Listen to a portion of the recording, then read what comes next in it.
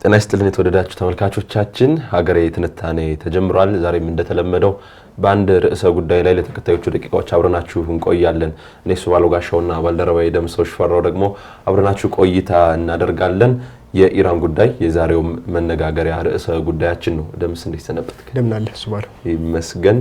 ያው የኢራን ጦርነት ተጀምሮ ከዛም በጊዜያዊ የተኩስ አቁም ስምምነት ከተጠናቀቀና የተለያዩ ሂደቶች ከተጀመሩ በኋላ አሁንም ቢሆን አዳዲስ መረጃዎች መውጣታቸው እንዲሁም ግጭቱ ዳግም ይቀጥላል ወይስ ዘላቂ የሆነ የተኩስ አቁም ስምምነት ይደረጋል የሚሉ ጉዳዮች ዋና መነጋገሪያ ሆነው ነው የሚገኙት። በተለይም ደግሞ የዓለምን ኢኮኖሚ ክፉኛ እየፈተነ የሚገኘው የሆርሙዝ ጉዳይ አሁንም ቢሆን መነጋገሪያ ሆኗል። ኢራን እንግዲህ በጦርነቱ ወቅት ሆርሙዝ ላይ የጣለችውን ገደብ የምናስታውሰው ነው። ከዛ በኋላ ደግሞ አሜሪካን በተራ እኔም እንቅስቃሴ ገደብ ጥያለሁ የሚል ነገር ማንሳቷን እናስታውሳለን።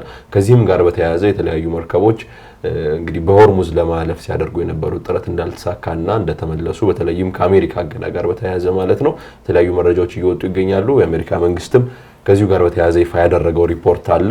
እሱን መነሻ እናድርግ።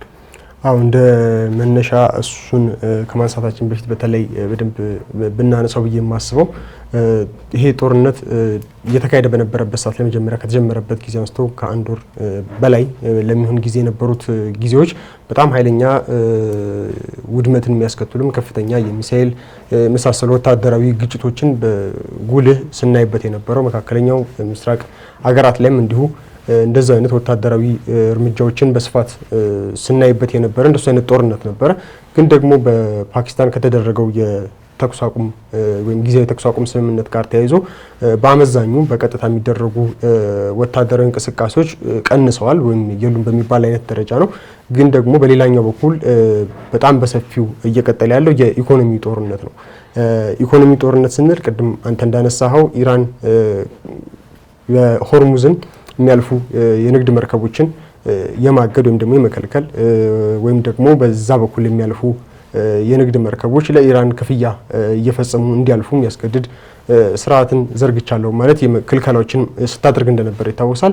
እሱን ተከትሎም አጠቃላይ በዓለም ኢኮኖሚ ላይ በጣም ከፍተኛ ጫናን ሲፈጥር እንደነበር ይታወቃል። እስካሁንም እየቀጠለ ማለት ነው።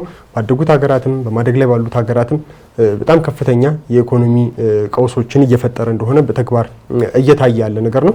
ከሱ ጋር ተያይዞ ቀደም ብሎም ለድርድር ይነሱ ከነበሩ ሀሳቦች መካከል በተለይ ዶናልድ ትራምፕ ያነሷቸው የነበሩ ሀሳቦች ሆርሙዝን ለማስከፈት በጣም ከፍተኛ እንቅስቃሴ ሲያደርጉ እንደነበር በአካባቢ ላይ የጦር ኃይሎቻቸውን በገፍ በማስገባት ወታደራዊ እርምጃ በመውሰድ ቀጠናውን ወይም ደግሞ ያንን የሆርሙዝ መስመር ማስከፈት ከፍተኛ ትኩረት እንደሚሰጡበትና የተለያዩ ኃይለ ቃሎችንም ሲሰነዝሩ ሲያስጠነቅቁ ሲዝቱም ነበረ።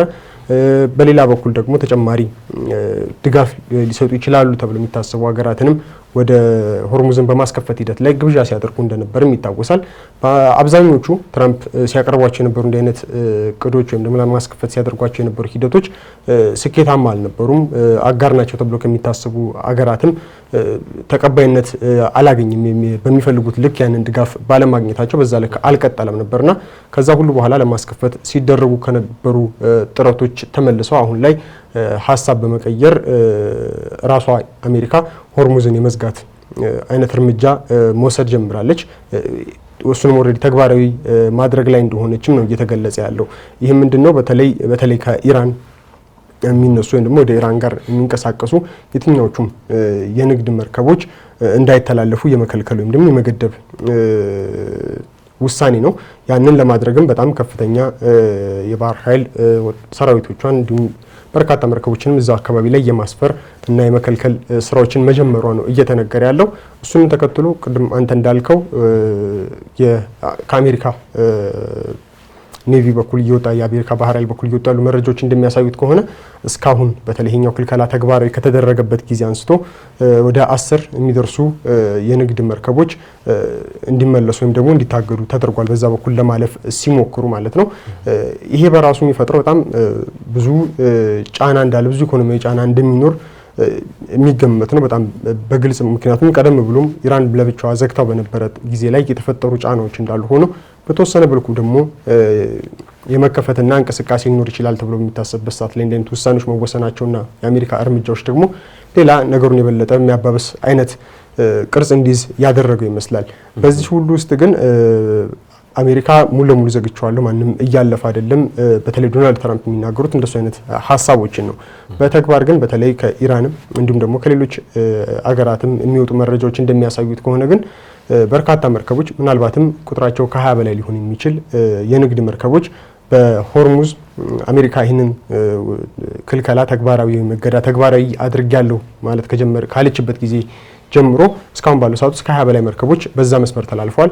ከነዛም ውስጥ አብዛኛዎቹ ወደ ኢራን የሚሄዱ ወይም ከኢራን ጋር ጭነው የሚወጡ ወይም ወደ ኢራን ጭነው የሚገቡ መርከቦች ናቸው። ከነዛም ውስጥ ምናልባት አብዛኛው በተለይ ዓለም እንደውም ትኩረት እየሳበው የቻይና መርከቦች ጉዳይ ነው።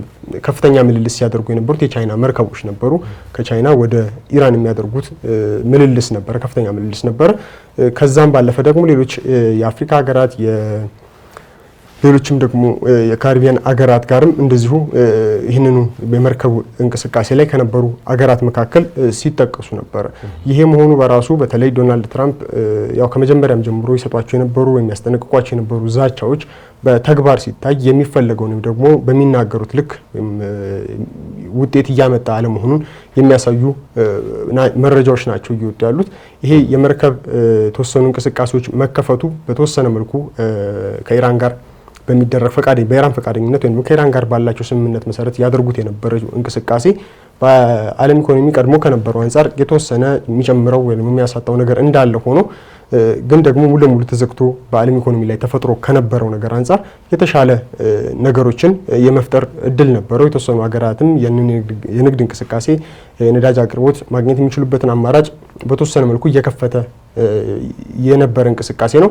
አሁን በአሜሪካ እንዲህ አይነት ክልከላ መደረጉ ሌላ ከፍተኛ ጫናን የፈጠረ ነው። ይሄ በኢራን ላይ ብቻ አይደለም አሁን ተጽዕኖ እየፈጠረ ያለው። አብዛኛው ከዛ በኩል በሆርሙዝ በኩል የሚያልፉ የነዳጅ ሀብት ሙሉ ለሙሉ ከኢራን የሚገኝ አይደለም። ከኢራን ውጪ እዛ አካባቢ ያሉ ሌሎችም የገልፍ አገራት በዛ መስመር ነው ያላቸውን የነዳጅ ሀብት ወደ ሌሎች የዓለም ሀገራት የሚሸጡት። በዚህም ጋር በተያያዘ እነዛም ሀገራት ድጋሚ በሁለቱም ሀገራት ተጎጂዎች እየሆኑ በአንጻራዊነት የአሜሪካ ውግንና ወይም አላቸው ተብሎ ቢታሰብም አሜሪካ የሚወሰነችው ውሳኔ እነሱን የሚጎዳ ሆኗል። ኢራንም የሚወሰነችው ውሳኔ የእነሱን ኢኮኖሚ የሚጎዳ ሆኗል። ምናልባትም አንድ መርከብ አሁን ከነዚህ አልፈዋል ከተባሉ 20 መርከቦች ውስጥ አንዱ በዛው በኢራን ባስቀመጠችው ወይም ለማለፍ የሚያስፈልገው መስፈርት መሰረት ተስማምተው ካለፉት መርከቦች መካከል አንደኛው ወደ ዩኤኢ የተጓዘ መርከብ እንደሆነም ነው መረጃዎች የሚጠቁሙትና ይህም እዛው አካባቢ ያሉ አገራት አሜሪካ እያደረገችው ካለው ውሳኔ ይልቅ በተለይ በተግባር አሁን ላይ በደንብ እየታየም ስለሆነ እነሱም ላይ እየፈጠረ ያለው ተጽዕኖ ምናልባት ሌሎች አይነት አማራጮችን ከኢራን ጋር የሚደረጉ ሌሎች ወደ ስምምነት የሚያመጡ አማራጮችን በመጠቀም የራሳቸውን ኢኮኖሚ ወይም ደግሞ ደህንነታቸውንም ለመጠበቅ ሙከራዎችን እያደረጉ ስለመሆኑ ነው። ከኳታር በኩልም ምናልባት በግልጽ የታዩ ነገሮች ባይኖሩም ከአሜሪካው ፕሬዚዳንት ዶናልድ ትራምፕ ጋር በተለይ በመሪዎች ደረጃ የሚደረጉ የስልክ ውይይቶች ጋር በተያያዘ እንዲህ አይነት ሀሳቦችን በኳታር መሪዎችን በኩል ሲነሳ እንደነበረ ነው መረጃዎች እየወጡ ያሉት። ይህም አጠቃላይ ከሆርሙዝ ጋር በተያያዘ ያለውን ጫና በጣም የብዙ ባለድርሻ አካላት ጉዳይ እንዲሆን ምናልባትም ደግሞ ሌሎችን በቀጥታ ወደ ጦርነቱ ሊስብ የሚችል እንደሆነ በተለይም ደግሞ ቻይናን ማለት ነው ከቻይና ጋር በተያያዘ አጠቃላይ የአሜሪካ ኮንግረስም እንዲሁም ደግሞ ሌሎች የአሜሪካ ባለስልጣናት እንዲሁም ደግሞ የአሜሪካ ትሬዠሪ ተብሎ የሚባለው የግምጃ ቤትም ጭምር በተለይ አሁን የኢራንን ነዳጅ በብዛት ዋነኛ ገዢ ወይም ደግሞ ከዛ እንቅስቃሴ ውስጥ ያለች ሀገር ቻይና እንደመሆኗ መጠን አሁንም ደግሞ የትራምፕን ዛቻና ውሳኔ ወደ ጎን በማለት ምልልሱን የቀጠሉት አብዛኞቹ የቻይና መርከቦች መሆናቸውን ተከትሎ ማዕቀብ ለመጣል ስለማሰባቸው ነው እየተነገረ ያለው። ሁለተኛ ደረጃ ማዕቀብ የሚባል ቻይና ከኢራን ግዢ የሚፈጽሙ ሀገራት ላይ በሚል ነው ጥቅል ሀሳቡ። ግን በአመዛኙ ያንን እያደረገች ያለችው ቻይና ስለሆነች ከሷ ጋር የተያያዘ ነው። ሌሎችም ደግሞ በተለይ ወታደራዊ ድጋፎችንም መሳሪያዎችን ለኢራን ታቀርባለች በሚል ዶናልድ ትራምፕም ሌሎች ባለስልጣናትም የሚያነሷቸው እንዲህ አይነት ማስጠንቀቂያዎች አሉ። ከሱም ጋር በተያያዘ ከቻይና ጋር በተወሰነ መልኩ የሚያገናኝ ወይም የሚያነካካ አይነት ነገሮች እየተፈጠሩ እንደሆነ ያሳያል። ይህም ምናልባት እንግዲህ ሌላ አይነት ቅርጽ ወይም ደግሞ ሌላ የጦርነቱን ሁኔታ የሚቀይር አይነት እንቅስቃሴ ሊፈጥር ይችላል ተብሎ የሚታሰብ አንዱ ጉዳይ ነው ማለት ነው። በሚገባ እንግዲህ በኢራንና በአሜሪካ ድርድር መሀል ሶስት ዋና ዋና ጉዳዮች አሁን ላይ ጠረጴዛ ላይ ያሉ በሚል ይነሳል። ቀዳሚው ጉዳይ የኒውክሌር ጉዳይ ነው። ሁለተኛው ግን አሁን ያነሳው የሆርሙዝ ጉዳይ ነው። የሆርሙዝ ባለቤትነት ሆርሙዝ ላይ ማነው ቁጥጥር ማድረግ ያለበት የሚለው ጉዳይ መነጋገሪያ ጉዳይ ነውና ከሰሞኑ እየተፈጠሩ ያሉ ነገሮች አሜሪካን በኢራን ላይ ጫና አድርጋ ወደ ሰላም ስምምነት ወይም አሜሪካ ወደምትፈልገው አይነት ስምምነት ኢራንን ለማስገባት እየሞከረች ያለችበት ነው በሚል ነው በተደጋጋሚ የሚነሳው። በተለይም 80% ያህል የኢራን አጠቃላይ ኤክስፖርት በዛ ከነዳጅ ጋር በተያያዘ እንዲሁም ሆርሙዝን መሰረት ያደረገ ነው በሚል ነው የሚነሳው። ስለዚህ እዚህ ላይ የሚጣሉ ገደቦች ኢራንን ጫና ውስጥ ይከቷታል። ምንም እንኳን ከተግባራዊነት ጋር በተያያዘ ቀደም ሲል ያነሳቸው ጉዳዮች የሚጠቀሱ ቢሆንም ኢራንን ግን ጫና ውስጥ መክተታቸው አይቀርም በሚል ነው የሚነሳው። ሌላው ሶስተኛው የመደራደሪያ ጉዳይ ደግሞ ለኢራን የሚከፈል ካሳ ጉዳይ ነው። ኢራን እንግዲህ ብዙ መሰረተ ልማት ወድሞብኛል፣ ስለዚህ $200 ቢሊዮን ያላነሰ ካሳ ያስፈልገኛል የሚል ነገር ነው የምታነሳው። ዋናው የኒውክሌር ጉዳይ ደግሞ በ5 ዓመት እና በ20 ዓመት መካከል ያለ ጉዳይ ነው የሚል ነገር ነው የሚነሳው። ኢራን ለ5 ዓመታት ያህል ዩራኒየም የማበልጸግ ስራዋን ለማቋረጥ ሀሳብ አላት ወይም እቅድ አላት በሚል ይነሳል። ለአሜሪካ ደግሞ ያ የጊዜ ገደብ ወደ 20 ዓመት ከፍ እንዲል ትፈልጋለች። ስለዚህ መሀል ላይ የሚያቀራርብ ነገር ያስፈልጋል ነው በተደጋጋሚ የተነሳ የሚገኘው ነገር። ፓኪስታን እንግዲህ በጣም በሚገርም ሁኔታ ሁለቱን ሀገራት በማደራደር ከፍተኛ የሆነ ሚናዋን እየተወጣች ነው የምትገኘው። የሁለቱን ሀገራት ከፍተኛ የሚባሉ መሪዎችን የአሜሪካውን ምክትል ፕሬዚዳንት ጄዲ ቫንስ እንዲሁም ደግሞ በኢራን በኩል የምክር ቤቱን አፈጉባኤ እንዲሁም የውጭ ጉዳይ ሚኒስትሩን ጨምሮ በርካታ ከፍተኛ ባለስልጣናትን አንድ ላይ በማምጣት ድርድር መካሄዱ ይታወሳል ባለፈው ሳምንት። አሁንም ደግሞ ሁለተኛ ዙር ድርድር ይካሄዳል ተብሎ ነው እየተጠበቀ የሚገኘው። ያንን ለማመቻቸት ደግሞ የፓኪስታን ባለስልጣናት ወደ ተለያዩ ሀገራት ጉዞዎችን አድርገዋል። ቀዳሚው እንግዲህ የፓኪስታኑ ጦር አዛዥ አሲም ሙኒር ወደ ኢራን አምርተዋል። ወደ ኢራን ካቀኑ በኋላ ከኢራኑ የውጭ ጉዳይ ሚኒስትር አባስ አራቺ ሞቅ ያለ አቀባበል ተደርጎላቸዋል። ከአቀባበላቸውም በኋላ በተለያዩ ርዕሰ ጉዳዮች ዙሪያ እንደመከሩ ነው እየተነገረ የሚገኘው። እንደምናውቀው እንግዲህ ቀደም ሲል በተጠቀሱት ሶስቱ መሰረታዊ ጉዳዮች ላይ የተለያዩ የድርድር ሀሳቦች ወይም ደግሞ ቅድመ ሁኔታዎች አሉ፣ በሁለቱም በአሜሪካም በኢራንም በኩል እንዲሟሉ የሚጠበቁ ማለት ነው። ከዛ መካከል የዩራኒየሙን ጉዳይ በግልጽ እየተነጋገሩበት እንደሆነ በተለይም የፓኪስታኑ ጦር አዛዥ ከአሜሪካ የመጣውን መልእክት ለኢራን እንዳቀበሉ፣ በዚህም መሰረት ኢራን የተወሰነ የአቋም ማሻሻል ልታደርግ እንደምትችል ነው እየተነገረ የሚገኘው። በተለይም በ5 ዓመትና በ20 ዓመት መካከል ያለውን ልዩነት ወደ መሀል ማምጣት የሚቻልበት እድል አለ በሚል ነው እየተነገረ የሚገኘው። በተለይም ኢራን ውስጥ ነው ይህንን የጦርነት ጉዳይ እየዘገቡ የሚገኙ የአልጀዚራ ጋዜጠኞች ከኢራን ባለስልጣናት እንዲሁም ከሌሎች አካላት አግኝተናል ባሉት መረጃ መሰረት ጥሩ የሆነ መሻሻል እንዳለውና በኢራን በኩል የአቋም ለውጥ ሊኖር እንደሚችል በአሜሪካን በኩል ያ እንዲኖር ይጠበቃል። በእርግጥ ነገር ግን መሀል ላይ ሁለቱንም አካላት ሊያስማማ የሚችል ስምምነት ሊፈጠር ይችላል የሚል ቅድመ ግምታቸውን ወይም ደግሞ ምልከታቸውን አጋርተዋል። ከዛም ባለፈ ወደ 440 ኪሎ ግራም አካባቢ የሚደርስና እስከ 60% ድረስ የመበልጸጋ መጠን ያለው የዩራኒየም ወይም የኒውክሌር ቀጣይ ዕጣ ፈንታው ምን ይሆናል በሚል ነው ሌላኛውም ከዚህ ከኒውክሌር ጋር የተያዘ ድርድር እየተካሄደ የሚገኘው። የተለያዩ አማራጮች አሉ። ከነዛ አማራጮች መካከል አንዱ እንግዲህ ይህንን 440 ኪሎ ግራም የሚደርስ የኒውክሌር መጠን ወይም 60% የደረሰ ኒውክሌር ወደ ሌሎች ሀገራት ማስተላለፍ የሚለው አንዱ ጉዳይ ነው። ሁለተኛ ደግሞ ተመልሶ ወደ ዩራኒየም እንዲመለስ ማድረግ ወይም ማዳከም የነበረውን መጠን የብለት መጠን ማለት ነው። እሱን ማድረግ። ሶስተኛው ደግሞ ወደ 3% እንግዲህ ለሰላማዊ የኒውክሌር እንቅስቃሴ ወይም ደግሞ ለኃይል ምንጭነት ለማድረስ ዩራኒየምን እስከ 3% ድረስ ማበልጸግ በቂ ነው በሚል ነው የሚነሳው። እንደ ጣራም የሚቀመጠው ብዙ ጊዜ 3%፣ 4% አካባቢ ነውና ወደ 3% መመለስ የሚሉ ነገሮች አሉ።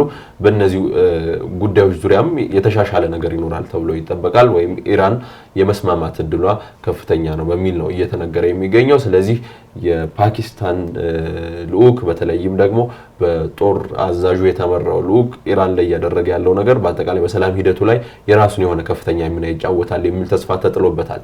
የፓኪስታኑ ጠቅላይ ሚኒስትር ሼህባዝ ሻሪፍ ደግሞ ወደ ተለያዩ ሀገራት ጉዞዎችን እያደረጉ ይገኛሉ። ሳውዲ አረቢያ ሄደው ከሳውዲ አረቢያ ባለስልጣናት ጋር ተነጋግረዋል። ወደ ኳታር ያቀናሉ፣ ወደ ቱርክም ያቀናሉ የሚሉ መረጃዎች ወጥተዋል። እነዚህ ጉዳዮች ከዋና ተደራዳሪዎች ኢራንና አሜሪካ በተጨማሪ እነዚህ ሀገራት በተለይም ቀጠናው ላይ የራሳቸው የሆነ ሚና ያላቸው በጦርነቱም በአንድም ሆነ በሌላ መንገድ ተሳታፊ የሆኑ ቢያንስ ጥቃት እየደረሰባቸው የነበሩ እንደ ሳውዲ አረቢያና ኳታር ያሉ ሀገራት አሜሪካ ላይ ግፊት እንዲያደርጉ እንዲሁም ደግሞ አካባቢው ወደ ሰላም እንዲመጣ የራሳቸውን ሚና እንዲወጡ የተለያዩ ነገሮች እየተደረጉ ይገኛሉ። ቱርክም ላይ ተመሳሳዩ ነገር ይደረጋል በሚል ነው እየተነገረ የሚገኘው። ስለዚህ የፓኪስታን የሰላም ጥረት በጣም እጁን አስፍቶ የቀጠናውንም ሀገራት አሳታፊ እያደረገ ሁለተኛ ዙር ድርድር በአሜሪካና በፓኪስታን መካከል እንዲካሄድ ያ ከመካሄዱ በፊት ግን የሁለቱ ሀገራት አቋም እንዲቀራረብ የተለያዩ ጥረቶችን ነው እየተደረገ የሚገኘው። ይህ ጥረት እንግዲህ መፍትሄ ሊያመጣ ይችላል የሚል ትልቅ ተስፋ ተጥሎበታል። ፕሬዚዳንት ዶናልድ ትራምፕም ከትላንት በስቲያ በሰጡት አስተያየታቸው በሚመጪዎቹ ሁለቱ ቀናት ውስጥ ጥሩ ዜና መስማታችን የሚቀር አይመስለኝም። ስለዚህ ጥሩ ነገሮች አሉ፣ ጥሩ እንቅስቃሴዎች አሉ የሚል ነገር መናገራቸውን እናስታውሳለን። ስለዚህ አሁንም ቢሆን ለሰላም የሚደረጉ ጥረቶች እንደተጠናከሩ ናቸው ማለት እንችላለን። ከዚሁ ጎን ለጎን ደግሞ ኢራን አንድ ተቃውሞ ስታነሳበት የነበረው ጉዳይ ጦርነቱ ጊዜያዊ በሆነ የተኩስ አቁም ሲቋጭ ወይም ደግሞ ለጊዜው ሲቆም የሊባኖስ ጉዳይ ተዘንግቷል። ሊባኖስ ላይ አሁንም እስራኤል በርካታ ጥቃቶችን እየፈጸመች ትገኛለች የሚል ነገር ስታነሳ ነበር። ፕሬዚዳንት ዶናልድ ትራምፕ አሁን የተናገሩት ነገር ደግሞ የሁለቱ ሀገራት መሪዎች የሊባኖስና የእስራኤል መሪዎች ሊነጋገሩ ነው የሚል ነገር ነው እየተሰማ የሚገኘው። ይህ ጉዳይ ደግሞ በአጠቃላይ የቀጠናውን የሰላም ሂደት እንደው ተስፋ ሰጪነቱን ከፍ ከማድረግ አንጻር የራሱን የሆነ ትልቅ ሚና እየተወጣ ነው በሚል ነው እየተነገረ የሚገኘው። አው የሊባኖስ እንዲሁም ደግሞ ቀደም ብዬ እንዳነሳሁት በተለይ የዚህን ጦርነት ወደ ዘላቂ ሰላም ለማምጣት ከሚደረጉ ጥረቶች ጋር በተያያዘ በቀጥታ የጦርነቱ ተሳታፊ የሆኑት አሜሪካ፣ ኢራንና እስራኤል እንዳሉ ሆኖ የሌሎች አገራትም ከዚህ ጋር ቀጥተኛና ተዘዋዋሪ በሆነ መልኩ ንክኪ ያላቸው አገራት አሉና የእነሱን ጉዳይ ሌላው የስምምነቱን ተግባራዊ መሆን ወይም ደግሞ የተሻለ ውጤት ይዞ የመምጣትና ያለ መምጣት ጉዳይ የሚወስን እንደሆነ የሚያሳይ ብዙ ነገሮች አሉ። ከነዛም ውስጥ ትልቁን ድርሻ ይዛል ተብሎ የሚታሰበው የሊባኖስ ጉዳይ ነው። ሊባኖስ በተለይ ከዚሁ የኢራን ጋር የተጀመረው ጦርነት ከተቀሰቀሰበት ጊዜ አንስቶ እስራኤል በሊባኖስ የምትፈጽማቸው ጥቃቶች በጣም በከፍተኛ ደረጃ ወይም ከፍተኛ ደረጃ ያላቸው ጥቃቶች ናቸው እየተፈጸሙ ያሉት። ምናልባትም በዚህ 2 ቀናት ወይ ምናልባት ባለፉት 24 ሰዓት ውስጥ ብቻ ከ39 በላይ ጥቃቶች በሊባኖስ ውስጥ ተፈጽመዋል በእስራኤል።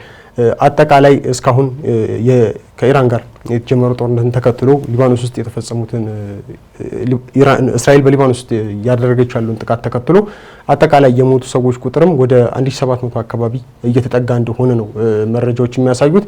ይህም ምናልባት ዋነኛው ትልቁ ጦርነት ሲካሄድ ከነበረበት የኢራን ውስጥ ከነበረው ጦርነት ጋር ምናልባት ተቀራራቢ የሆነ አይነት ቁጥር እንደሆነ ነው እየተገለጸ ያለው። ለዚህም ዋነኛው ምክንያት ተብሎ የሚታሰበው ሂዝቦላህ ነው። መቀመጫውን ሊባኖስ ውስጥ አድርጎ በተለይ ኢራን ደጋፊ እንደሆነ የሚነገርለት በኢራንም እንደሚደገፍ የሚነገርለት ነው ሂዝቦላ። ከዚህ ጦርነት ከመጀመር ጋር ተያይዞ በተለይ ተከታታይ ጥቃቶችን በእስራኤል ላይ ሲፈጽም እንደነበር ይታወቃል። እስራኤልም አሁን ላይ በሊባኖስ ለምትፈጽመው ጥቃት እንደመነሻ ወይም ደግሞ እንደ ምክንያት የምታቀርበው አንደኛው ምክንያት ሊባኖስን ሂዝቦላህን ማጥፋት ነው። ምክንያቱም ሂዝቦላ ለእኔ ስጋት ነው ብላ ስለምታስብ ለቀጠናውም ስጋት ነው ከሚሉ እንቅስቃሴዎች እንዲሁም ደግሞ እየተፈጸመባት ያለም ጥቃት ስላለ ነው። በአንጻሩ አሁን በተለይ ጎልቶ እየተሰሙ ያሉት በተለይ እስራኤል የምትፈጽማቸው ጥቃቶች የሚያደርሱትም ጉዳት ከፍ ያለ ስለሆነ በስፋት እየተነገረላቸው ቢሆንም በዚህ ምናልባት 1 ሳምንት ምናምን ጊዜ ውስጥ ብቻ ሂዝቦላ ወደ እስራኤል የተኮሳቸው ሚሳኤሎች ቁጥር ምናልባት በመቶዎች የሚቆጠሩ ስለመሆናቸው ነው የሚነገረው። የተለያዩ በተለይ 24 ታርጌት የሆኑ አካባቢዎች ላይ ነው ተደጋጋሚ እንዲህ አይነት ጥቃቶች እየተፈጸሙ እንዳሉ የሚነገረው። ይሄ እስራኤል የምትፈጽመውን ጥቃት እንዳታቆም እንዲሁ የበለጠ አጠናክራ እንድትቀጥል እየገፋት ያለ ምክንያት ነው። ግን ደግሞ ባለፈው ከነበረው ስምምነት ጋር ተያይዞ የተኩስ አቁም ስምምነት ሲደረግ ኢራን ውስጥ ያለው ጦርነት ላይ ተኩስ ሲቆም ከዛው ጋር ተያይዞ የተጀመረው የሊባኖስ ጦርነት ላይ ግን ተኩስ አልቆመም። ምናልባት እስከ ትላንትናው ዕለት ድረስም እስከ ዛሬው ዕለት ድረስም ጥቃቶች እየተፈጸሙ ነው። ግጭቶቹ እንደቀጠሉ ናቸው። ይህን ተከትሎ እስራኤል አንተም እንዳልከው ኢራን የምታነሳው ስምምነቱ የተኩስ አቁም ስምምነቱ ሊባኖስንም ሊያካትት ይገባል፣ ሁሉን አቀፍ ነው። በዛ ላይ ደግሞ ጊዜያዊ ምናምን የሚባሉ አይነት ነገሮች ሳይሆኑ ዘላቂነት ያላቸው መሆን አለባቸው የተኩስ አቁም ስምምነቶች። ያ የማይሆን ከሆነ ነው በተለይ ቅድም እንዳነሳ ነው ሆርሙዝ ድጋሚ የመዝጋት ውሳኔ የሚያሳለፈችው ኢራን ከዚሁ ጋር በተያያዘ ነው። ምክንያቱም ሊባኖስ ውስጥ የሚፈጸሙ ጥቃቶች አሁንም ስለቀጠሉ ማለት ነውና ይሄ ራሱን ችሎ የሊባኖስ ጉዳይ የዚህኛውን ጦርነት መቀጠል አለመቀጠል ወይም ደግሞ ወደ ስምምነት የመምጣት ያለመምጣት ጉዳይ የሚወስን ሌላ አንድ ቁልፍ ተደርጎ ነው የሚታሰበው። ምናልባትም እንግዲህ ዶናልድ ትራምፕ ዛሬ ጠዋት ላይ ያነሱት ወይም በተናገሩት መሰረት ምናልባት በዛሬው ዕለት ይመስለኛል ንግግር ሊያደርጉ እንደሚችሉ በተለይ የእስራኤልና የሊባኖስ መሪዎች ንግግር በስልክ ንግግር እንደሚያደርጉ የገለጹት። በነገራችን ላይ ይሄ ንግግር የሊባኖስና የእስራኤል መሪዎች በስልክ እንኳን ንግግር ካደረጉ ምናልባት ወደ 34 ዓመት አልፎታልና ከ34 ዓመት በኋላ የሚደረግ ንግግር ነው እና ራሱን የቻለ ከፍተኛ ግምት የሚሰጠው ነው። ግን ደግሞ በሌላ በኩል የሚታየው ምንድነው? በዋናነት እስራኤል በሊባኖስ ውስጥ ጥቃት እንድትፈጽም እያደረጋት ያለው ጥቃትም እየፈጸምኩ ነው የምትለው ሂዝቦላ ላይ ነው። አሁንም ደግሞ ውይይት የምታደርገው ደግሞ ከሂዝቦላ ጋር ሳይሆን አገሪቱን ከሚመራው እና ደግሞ በአንጻሩ ከእስራኤል ጋር ምንም አይነት ወታደራዊ ግጭት ውስጥ ያልገባው መንግስት ጋር ነው ንግግር የሚደረገውና ይሄ በራሱ ዋናውን ውጤት እንዳይመጣ ወደ ስምምነት የመምጣት መንገዱን ሊያርቀው ይችላል ተብሎ ነው የሚታሰበው። ምክንያቱም በሌላኛው በኩል ስናይ ኢራን ጋርም ካለው ጉዳይ ጋር ስናስተያየው ተመሳሳይ ነው። ኢራን ጋር ዋነኛው የስጋቱ ባለቤት ወይም ደግሞ የጦርነቱ ባለቤት ተደርጋ የምትታሰበው እስራኤል ነች። ግን ደግሞ በአንጻሩ ድርድሩን የሚያካሂዱት ውይይቶችን ደግሞ ሲያካሂዱ የሚስተዋለው ደግሞ ከአሜሪካ ጋር ነው። አሜሪካ ነች ያን ውይይት የምታደርገው።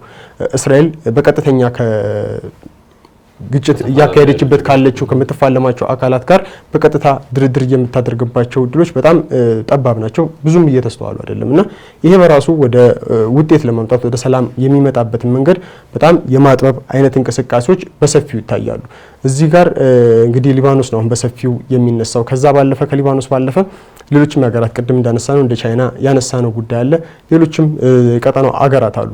ከዛ ባለፈ ቀደም ብሎ የተነሳው በተለይ አሁን ወደ ስምምነት ለመምጣት ሊስማሙባቸው ይችላሉ ተብሎ የሚታሰበው የኒውክሌር ጉዳይ ቀደም ብላ አንተ ያነሳው ወደ ካሉት አማራጮች ውስጥ አንደኛው ወደ ሌላ ሶስተኛ ሀገር ያንን ዩራኒየም ማስተላለፍ ወይም ደግሞ ማዘዋወር የሚል ሀሳብ ነውና እሱ ላይ አብሮ የሚነሳው ጥያቄ ወደ የትኛው ሀገር ነው ይሄ ዩራኒየም ሊዘዋወር የሚችለው የሚለው ጥያቄ ራሱን የቻለ በጣም ሰፊ ጊዜ የሚወስድ ብዙ አለመግባባቶችን ሊፈጥር የሚችል እንደሆነ ነው ግልጽ ነው። እንደዚህ አይነት ነገሮች ሊሆን እንደሚችሉት እስካሁንም ምናልባት በቀጥታ ያንን ነገር ለመቀበል ወይም ደግሞ ለማዘዋወር ወደ ራስ ላዘዋወር ብሎ ጥያቄ ካቀረቡት አገራት መካከል አንደኛዋ ሩሲያ ነች። ይሄ ደግሞ በአሜሪካ መንግስት በኩል ምንም አይነት ተቀባይነት ሊኖረው የማይችል ነው። በግልጽም ተናግሮታል ዶናልድ ትራምፕም ሌሎችም የአሜሪካም ባለስልጣናት በምንም አይነት ሁኔታ የኢራን ዩራኒየም ወደ ሩሲያ ሊሄድ አይችልም የሚል ተቃውሞ ነው እያሰሙ ያሉት። ይህም በራሱ ምናልባት ሩሲያ ላትሆን ትችላለች፣ ግን ወደየትኛው ሀገር ይሄድ የሚለው ራሱን የቻለ ብዙ አከራካሪ ጉዳይ ያለበት ብዙ ሌሎችን አካላትም በደንብ ወደ እንደዚህ አይነት ግጭቱ ላይ ከዛ ለሰላም ለማምጣት በሚደረገው ነገር ላይ ምናልባት እስካሁን በግጭቱ ላይ በቀጥታ ያልተሳተፉ ሀገራት እንኳን ወደ ሰላም ለማምጣት በሚደረገው ጥረት ላይ በጣም ቀጥተኛ ተሳታፊና ምናልባትም ተጎጂና ተጠቃሚ ሆኖ የሚገኙበት ነገር በሰፊው ይስተዋላል ተብሎ ነው የሚጠበቀው። በስፋት ያሉት ይሄ ወደ ስምምነት የሚባለው ሀሳብ ይሄ ሁለቱ ሀገራት ወይም በተለይ በተደጋጋሚ እየተደረገ ያለው አሜሪካና ኢራን ብቻ ቁጭ ብለው ስለተወያዩ መፍትሄ የሚያገኝ አይነት ነገር አይመስልም። በተዘዋዋሪ ሊባኖስ እናነሳለን፣ ቻይና እናነሳለን፣ እዛው የገልፍ ሀገራት በተለይ የግጭቱም የሆርሙዝ መዘጋት ቀጥተኛ ተጎጂ የሆኑ ሀገራት አሉ። ከዛም ባለፈ ደግሞ አጠቃላይ መላው ዓለም ኢኮኖሚ ጉዳይ አለ። ብዙ ሀገራትን የሚያገናኝ ነው። ሌሎች ምናልባትም እዛው አካባቢ ያሉ አሁንም በዚህ ውስጥ ሊነኩ ይችላሉ ተብሎ የሚታሰበው አንደኛው ኢራቅ እዛው አካባቢ ካሉ ኃይሎች መካከል የሚጠቀስ ነው። እዛም ጋር ምናልባት ሰሞኑን እየወጡ ያሉ መረጃዎች የሚያሳዩት አዲስ ጠቅላይ ሚኒስትር ለመሾም ጥረቶች እየተደረጉ እንደሆነ ነው እየወጡ ያሉ መረጃዎች የሚያሳዩት። ኢራቅ ውስጥ ሊሾሙ በአማራጭነት ቀርበዋል ከሚታሰቡ ነው የተሻለ ግምት ተሰጥቷቸዋል ከሚባሉት ሰዎች መካከል ደግሞ አንደኛው በተለይ በአሜሪካ በኩል ተቀባይነት የሚያገኙ አይደሉም። ምክንያቱም ደግሞ ለኢራን አስተዳደር የተሻለ አመለካከት ያላቸው ወይም ደግሞ ድጋፍ ለማድረግም እንቅስቃሴ እንደሚያደርጉ በተለያየ መንገድ የሚነገሩ ሰው ስለመሆናቸው ነው እየተነገረ ያለው። እንዲህ አይነት እንቅስቃሴዎች አሉ። እሱን ተከትሎ ምናልባት ወደ ኢራቅ እንዲህ አይነት መሰል እንቅስቃሴዎችንም ደግሞ ድጋሚ የማየት ወይም ደግሞ የመስፋት አይነት እንቅስቃሴዎችን ሊኖሩ ይችላሉ ተብሎ ይታሰባል። በሌላም በኩል ደግሞ እንግዲህ ከትራምፕ ጋር በተለይ በአጋር በመሆንና ባለመሆን ጉዳይ የተነሱ ያሉ ነገሮች እንዳሉ ይታወሳልና በተለይ ከአውሮፓ አገራት ጋር በተያያዘ ከሰሞኑን በሰፊው ትኩረት ይዞ የነበረው የጣሊያን ጉዳይ ነበረ። ሌሎቹም ሀገራት በተለያየ መንገድ እንደ እንግሊዝ ያሳለፏቸው ውሳኔዎች እንዳሉ ሆኖ ጣሊያን ደግሞ ምናልባት ለየት ባለ መልኩ የትኛውንም ወታደራዊ ግንኙነቷን በተለይ ከእስራኤል ጋር የነበራትን ወታደራዊ ግንኙነት ለማቋረጥ ስለመወሰኗም ተነግሯል። እነዚህ ሁሉ በተለይ እስራኤል ላይ የሚፈጥሩት ጫናዎች ይኖራሉ፣ አሜሪካ ላይ የሚፈጥሯቸው ጫናዎች ይኖራሉ። እንዲሁም አጠቃላይ በኢራን እንዲሁም ወደ ሰላም ለመምጣት ኢኮኖሚውን ለማስተካከል የሚደረጉ ጥረቶች ላይ ይሄ የሁለት አገራት ፍላጎት ወይም ደግሞ የሁለት ተወያዮች ጉዳይ ብቻ ሳይሆን ብዙ ነገሮችን የሚነካ ወይም ደግሞ የብዙ ነገሮችን መልስ ሊሰጥ የሚገባ እንዲሆን የሚጠይቅ ነው ስምምነቱና ምናልባት በቀላሉ ወደ ስምምነት መምጣት የሚባለው ረጅም ሊሆን ይችላል ተብሎ ነው የሚታስበው። ግን አትሊስት ጦርነቱ በዚህ በተጋጋለ መልኩ ወይም ደግሞ ውድመት እያስከተለ ከመቀጠል ይልቅ በተኩስ አቁሙ ውስጥ ሆኖ የተለያዩ ንግግሮች እየቀጠሉ ረጅም ጊዜ መውሰዱ የተሻለ አማራጭ ሊሆን ይችላል ተብሎ ነው የሚታሰበው። እንግዲህ ፓኪስታንም ጥረት እያደረገች ያለችው ይህንን ለማምጣት ይመስለኛል። በሚገባ ከዚህ ቀደም በነበሩ ጊዜያት እነ ግብጽን የመሳሰሉ ሀገራት የመካከለኛው ምስራቅ ላይ ያለውን የሰላም ሁኔታ ወደ ነበረበት ለመመለስ የተለያዩ ጥረቶችን ሲያደርጉ እንደነበረ እናስታውሳለን። ይህ ጦርነት እንግዲህ ከተጀመረ ወደ 3ኛ ዓመቱ እየሄደ ነው። ወደ ኒውክሌር ጦርነት ወደ ኒውክሌር መሳሪያ ጦርነት ሊያድግ ይችላል ሁሉ የሚሉ ስጋቶች በበርካቶች ዘንድ ሲነሱ የነበረ ጉዳይ ነው። እስራኤል ቀደም ሲል አንተ እንዳነሳው ምንም እንኳን ከኢራን እንዲሁም ከሂዝቦላ ጋር በቀጥታ እየተደራደረች ባትገኝም ጥቃቶችን በመፈጸም ረገድ እንዲሁም ደግሞ የጦርነት እቅዶችን በመንደፍና ጥያቄዎችንም በማቅረብ ለአሜሪካ ዋነኛዋ ሀገር እንደሆነች እንዲሁም ደግሞ የጦርነቱ አጠቃላይ የሰላሙን ሁኔታ ለማምጣት የእስራኤልን መሰረት ያደረጉ ስራዎች ሊሰሩ ይገባል በሚል በተደጋጋሚ የሚነሱ ጉዳዮች ነበሩ። ነገር ግን ዲፕሎማሲያዊ ጥረቶች በሙሉ በአሜሪካና ኢራን መካከል ነው እየተደረጉ የሚገኙት። ምናልባትም በጦርነቱ ቀጥታ ተዋጊ ወይም ተፋላሚ ባይሆንም ከሊባኖስ መንግስት ጋር የሚደረገው ድርድር ሂዝቦላህን ወደ ስምምነት ለማምጣት እንዲሁም ሂዝቦላህ ከዚህ በፊት ተፈርሞ እንደነበረው አይነት ስምምነት ማለት ነው የሐማስ የሰላም ስምምነት ሳይፈረም እኮ ከሂዝቦላ ጋር የሰላም ስምምነት ተደርጎ ከሊባኖስ ጋር ተደርጎ ሂዝቦላ በተወሰኑ ሁኔታዎች እንቅስቃሴዎቹ ተገድበው ተጨማሪ መሳሪያዎችን እንዳያመርት ተጨማሪ ወታደሮችን እንዳይመለምል እንዲሁም ምንም አይነት ወታደራዊ እንቅስቃሴ እንዳያደርግ በሚል ያንን የሚያደርግ ከሆነ ግን እስራኤል ጥቃት የመፈጸም መብቷ ተጠብቆላት ነው ለተወሰነ ያህል ጊዜ ሙሉ በሙሉ ሰላም ነው ባይባል እንኳን አክቲቭ የነበረው ወይም ደግሞ በተደጋጋሚ ጥቃቶች ሲሰነዘሩበት የነበረው ጦርነት ጋብ ብሎ የነበረው አሁን ዳግም አገርሽቷል። በሁለቱ ሀገራት መካከል እንግዲህ ዲፕሎማሲያዊ ጥረቶች መጀመሩ በእስራኤልና በሊባኖስ በኩል ዲፕሎማሲያዊ ጥረቶች መጀመሩ አሜሪካ ውስጥ የሚገኙ የሁለቱ ሀገራት ከፍተኛ ዲፕሎማቶች ወይም አምባሳደሮች ንግግሩን አድርገዋል የሚል ነገር ነው የተነሳው። ከዛ በኋላ ነው ደግሞ የሁለቱ መሪዎች ንግግር እንደሚከተል የተነገረው። ከዚሁ ጋርም ተያይዞ በአጠቃላይ የቀጠናውን የሰላም ሂደት ለማጠናከር የራሱ የሆነ ድርሻ አለው በሚለው እየተነገረ የሚገኘው የፓኪስታን ጉዳይ ደግሞ በተለይም የፓኪስታን አመራሮች ወደ ሀገራት እዛው ቀጠናው አካባቢ ወደሚገኙ መካከለኛው ምስራቅ ላይ ወደሚገኙ ሀገራት እያቀኑ የተለያዩ ንግግሮችን ማድረጋቸው ቀጣዩ ድርድር የተሻለ እንደው የተወሰነ የመጀመሪያው ድርድር እኮ የተወሰነ ለውጥ አሳይቷል። ነገር ግን መሰረታዊ በሚባሉ ጉዳዮች ዙሪያ መስማማት አልቻለም የሚል ነገር ነበር የተነሳው። ነገር ግን ሁለቱ አካላት ፊት ለፊት ተገናኝተው ከመነጋገራቸው በፊት የሚደረጉ መሰል ጥረቶች የሰላሙን መንገድ ያሳልጡታል በሚል ነው ተስፋ እየተጣለባቸው የሚገኘው። በቀጣይ እንግዲህ ተጨማሪ መረጃዎች እንደሚኖሩ እንጠብቃለን። ውድ ተመልካቾቻችን በሀገሬ ትንታኔ ዛሬ ኢራንን ጉዳይ ተመለከትን። አዳዲስ መረጃዎችን ስቱዲዮ ከገባንበት ሰዓት በኋላ ያሉ መረጃዎችንም በማህበራዊ የትስስር ገጾቻችን የምታገኙ ይሆናል። ሀገሬ ትንታኔ ግን እዚሁ ጋር ይጠናቀቃል። እሱ ባለጋሻውና ደምሶሽ ፈራው ላለፉት ደቂቃዎች አብረናችሁ ቆየን። ጤና ይስጥልን።